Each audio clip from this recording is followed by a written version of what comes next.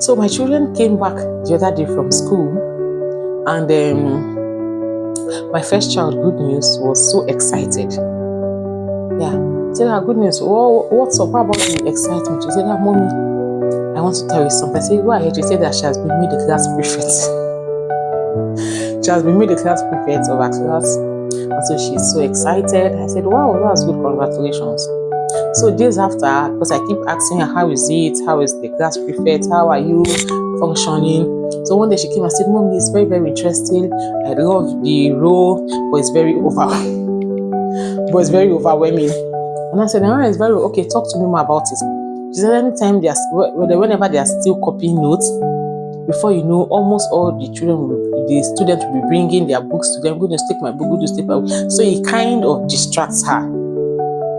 And she also says that she has to be packing books and plenty books to go and submit to the teacher, go and call, and a whole lot of that. So write names of noisemakers to make sure there's decorum in the class, and a teacher will say, okay, who is the class prefect? I'm the class prefect. Okay, do you know something? So all those, now. So and she said, she now told me it's very overwhelming. And I sat her down. Do you know what I'm doing now? I'm now adding leadership. I'm now adding leadership coaching to her, for her. Whenever they come back from school in the evening, I usually go through their books, their textbooks, exercise books, their notes, go through work together with them, their homework they give them and all of that to guide them. When we do all of that, we now talk again about life, and we'll do Bible study then before we pray and sleep. So now I've now added leadership class. So it's a new role for her, being the class prefect. So what do I do now? What have I been doing? From time to time, I just give her tips, practical tips of leadership vis-a-vis the division of labor and delegation. That's what I've been doing. So I use example. I say, goodness, she used to see that in the house. I used to tell you, yeah, goodness, you do this one. I thought that you see how I share tasks to all of you, all the children in the house. I'll tell you, do this one, do this one, do this one, do that. Do you see all those things I used to do?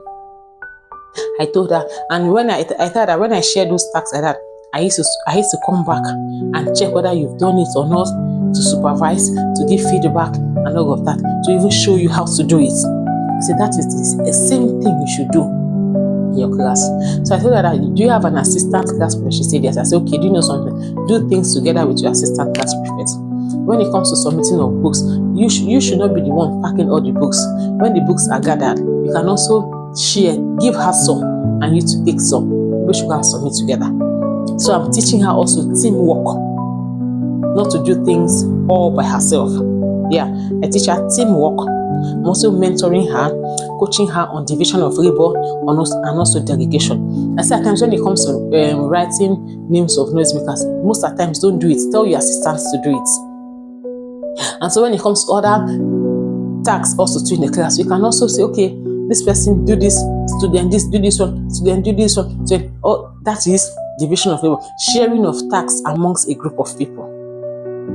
So you see, so we don't have to wait for them to they teach them leadership, but that's theory. But now I'm giving her the practical tips on how to be a successful leader. I say, I'm now also telling her, you have to lead by example, because after your teacher, you're the next person, and the whole class is looking up to you. So you have to lead by example. So there are some certain things you don't have to do because you're now a leader and the class is looking up to you. So those are the things I've been doing: delegation, to delegate some of these tasks, division of labor, give feedback, and also to share rules, and not only with our assistant, also to with other students, and also to lead by example. And she's so excited. I said, I beg you, that's perfect. But she's so excited anyways. Yeah, she's so excited. So that as parents, can we also can we also do that? Try to find out. It might not be class prefect's role. Like my second child, her own task that they gave her in her own class is to share books. So whenever there's a teacher comes, so she picks the books and she shares. Whenever they write tests, they submit, so she picks and shares back to the students. So it must not necessarily be the role of a class prefect. So any position, no matter how little it is that our children occupy, either in the church, either in the school, or either in the swimming class they belong, or French class they belong, let us also begin to put in the small leadership tips. Delegation, division of labor, teamwork, team spirit, leading by example. Let's begin to put it into our discussion time or conversation time with them. You never can tell you.